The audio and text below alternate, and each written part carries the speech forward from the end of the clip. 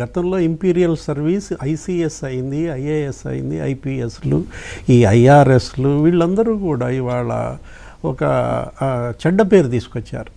చిన్నప్పుడు మనకేంటంటే నువ్వు పెద్ద అయ్యాక ఏమవుతావంటే ఐఏఎస్ అనేవాళ్ళు, ఐపీఎస్ అనేవాళ్ళు పిల్లలు ఎంతో ఉత్సాహంగా. ఇప్పుడు అడిగితే అసలు ఐఏఎస్లు అవుతారా, ఐపీఎస్లు అవుతారా? వీళ్ళు ఇవాళ బ్లాక్ పీరియడ్, బ్లాక్ మార్క్ ఎందుకంటున్నామంటే బ్యూరోక్రాట్స్ ఇంత భ్రష్టు పట్టడం అనేది మొదటిసారి చూస్తున్నాం. ఆంధ్రప్రదేశ్ కాదు, ఇది మొత్తం దేశ చరిత్రకే ఒక మాయని మచ్చ, ఒక కళంకం అన్నమాట.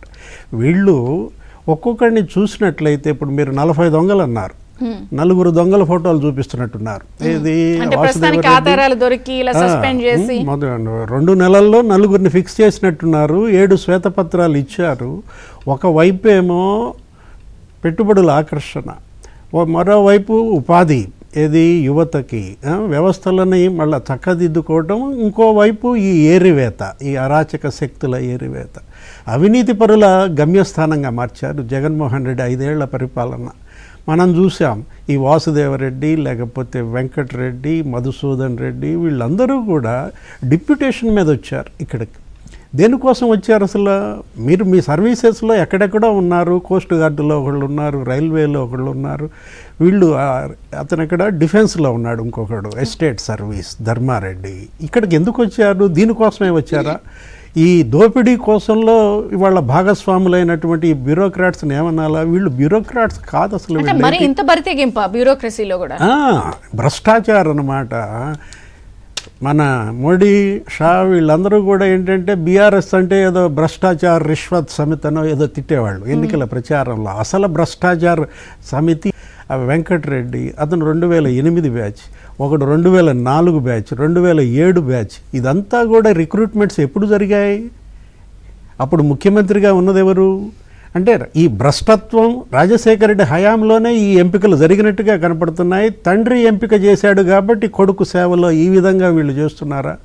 ఒక ప్లాన్డ్గా జరిగిన అవినీతి ఇది సిస్టమైజ్ అయింది. అటు మద్యం మెక్కేశారు, ఇసుక బొక్కేశారు, ఈ ఫైబర్ నెట్ కూడా చివరికి వదలలేదంటే అసలు భూములు, సెటప్ బాక్సులు కానీ లేకపోతే ఎక్విప్మెంట్ కొనుగోలులో కానీ ప్రతిదీ తేడానే ఇందులో. అయితే అరే సర్వీసెస్లో అవినీతి, ఏది సహజ వనరుల్లో అవినీతి మనం చూసాం. ఏది ఇప్పుడు ఫైబర్ నెట్ అనేది, ఆ ఫైబర్ నెట్ అతను ఎవరు? మధుసూదన్ రెడ్డి.